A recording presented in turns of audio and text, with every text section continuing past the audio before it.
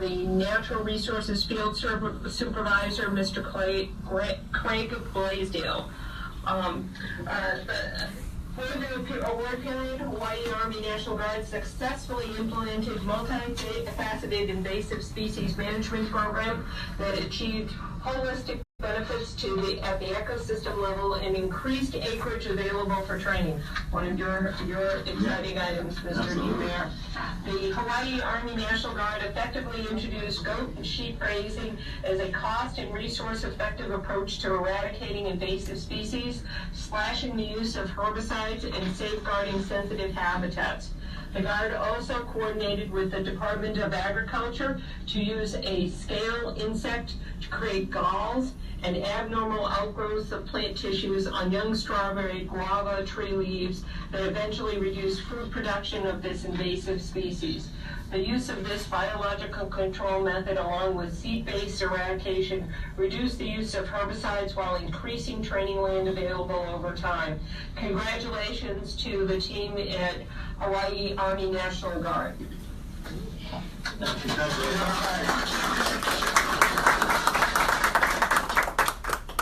All right, Hawaii team, I gotta ask you this question, all right? I'm completely off script here. This is very good for my staff.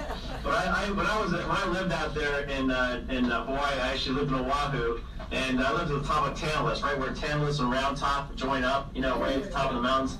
So I had feral pig all over my property, and I used to do a lot of traveling over to Kauai, and I see goat. But how in the heck do you have sheep herds grazing? Where do you have sheep herds grazing on the Hawaiian Islands? Good morning, sir. Well, it was a pretty innovative approach to try to get them there, and so we talked with the contractor. Basically what we have is a solar panel setup with an electrical fence grid that the contractor sets up. He can do approximately 1 to 3 acres at a time, and it's been pretty effective. And what we do is we look at areas where we know there's not going to be any detrimental impacts to any native species or any species of concerns. It's really effective. It's really cut our costs down by a third, and they're phenomenal.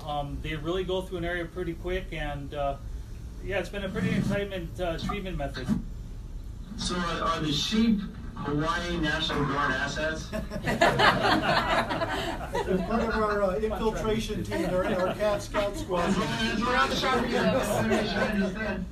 So are they contractor supplied equipment? It's contractor supplied, yes. Yeah, I had to do a special procurement just to get them. I'm kidding. I just want to make sure I understand that. I mean, really, it's actually a fantastic way, and it's a perfect example of what the Secretary is looking for as far as creative, innovative solutions to do something that's more efficient, obviously more environmental friendly, and gets the job done. And it's like, I mean, I can just imagine what it'd be like to have to cut the grass all around those solar panels. So I want to congratulate you. I know that's just one of the reasons why you won this award.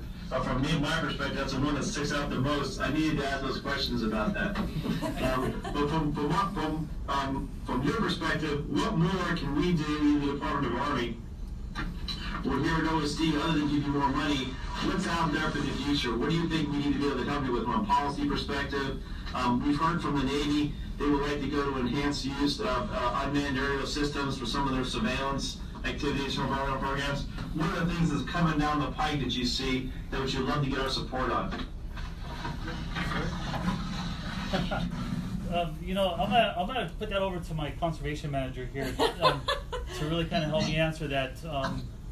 Yeah, Parker? That's a good question. I definitely agree with the UAS. I think being able to utilize that in-house would save us a lot of money rather than contracting it, and I think that's a really important tool in being able to view the overall landscape level picture at the different installations that we're working on. As far as policies, I feel like most of the policies already in place, you know, assist with our mission and put environmental at the forefront, and that's important, and that really helps us out. Outstanding. Do you have are you familiar with the PFAS, PFOA problem we're dealing with on the main 48? Do you have a problem with that in Hawaii? Not that I know of. What is PFOS? Okay, so we have been using aircraft fighting foam for the F-22s out there at Hickam. Well, you're talking to the natural research. Okay, yeah, all right. I'm talking to civilians, sir. The wrong team, I apologize. The problem is I'm so traumatized back here in the States, that's all we're up on the hill talking about. And so anywhere I go, anybody even looks like they might, have a clue, I'm like, hey, you know about PFOS? So anyway, I appreciate the fact that I may not be talking to exactly the right team. Hey, General Logan, from your perspective, the work that the team's done, and how does that have a direct bearing on your ability to support the governor and support the missions there at the Hawaii Guard? Well, I will tell you that the governor is very supportive of all the things going on here in the state of Hawaii, especially our National Guard. He's very interested in environmental issues, very interested in Hawaii's 100% renewable energy by 2045. So it fits right in with everything that he's put forward in his agenda of his first 4 years, and hopefully in August here, the primary, he gets another 4 years to continue that. But he's very thankful for all the things, we're very supportive. And I just want to thank you for the recognition and all that you all are doing up in DC to give Hawaii. I mean, we're out here in the middle Pacific, a little island state, but it's a big impact on environmental and what we can do in the broader, bigger picture of the U.S. and the military. Yeah, well, the honor's all ours. I mean, you're the ones who are accomplishing the real stuff every day. As you know, back here in D.C., we push money around, we push policy around, but it really boils down to the outstanding men and women you have around the table there who are carrying out those programs every day and actually showing results and achievements.